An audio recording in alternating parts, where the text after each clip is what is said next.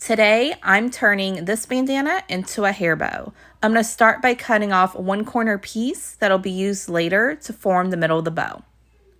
I'm going to fold one side in towards the middle and then the other. Once they meet, fold them together to make one long piece. Now I'm going to fold this and I'm going to do pinches from top to bottom.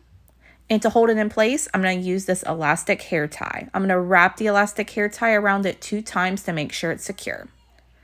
Now we're going to use that corner piece that I cut off at the beginning.